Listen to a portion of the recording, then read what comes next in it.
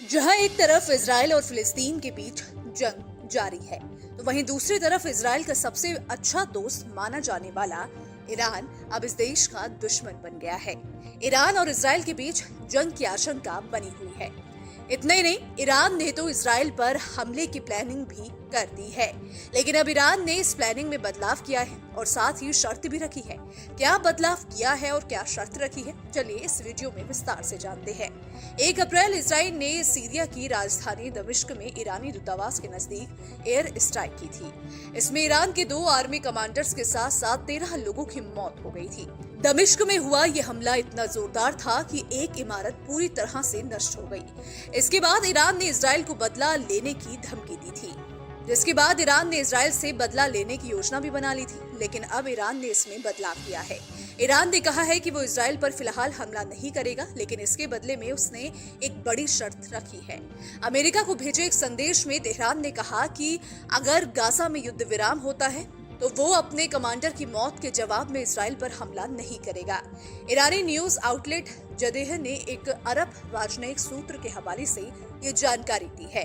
ईरानी news के मुताबिक अज्ञात सूत्र ने 2 दिन पहले जदेह न्यूज से बातचीत के दौरान कहा था कि अगर अमेरिका स्थिति पर काबू पाने में सफल होता है तो ये बाइडेन प्रशासन के लिए एक बहुत बड़ी सफलता होगी और हम उस पर आगे बढ़ सकते हैं। ये रिपोर्ट ऐसे समय में आई है जब मिस्र की राजधानी काहिरा में इजराइल और हमास के बीच युद्ध विराम और बंधकों की रिहाई को संभव बनाने के लिए बातचीत फिर से शुरू हो रही है।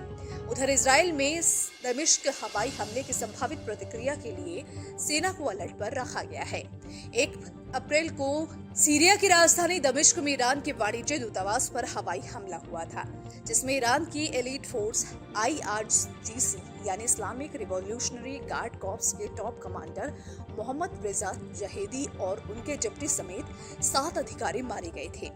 जहेदी दमिश्क में ईरान के महत्वपूर्ण प्रतिनिधियों में थे, जो असद सरकार और ईरान के प्रॉक्सी चरमपंथी संगठन हिजबुल्लाह के बीच संपर्क स्थापित करते थे। उन्हें सीरिया और लेबनान में ऑपरेशन के लिए जिम्मेदार माना जाता रहा है।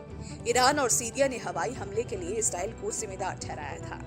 हालांकि इजराइल ने ना तो हमले की जिम्मेदारी ली थी और ना ही इनकार किया था। हमले के बाद से ईरान ने बार बार इजराइल को जवाब देने की धमकी दी है। ईरान ने कहा था कि इसका बदला इजराइल से जरूर लिया जाएगा और ये हम तय करेंगे। ईरान के प्रॉक्सी हिजबुल्लाह ने भी दुश्मन को कड़ी सजा देने की कसम खाई है।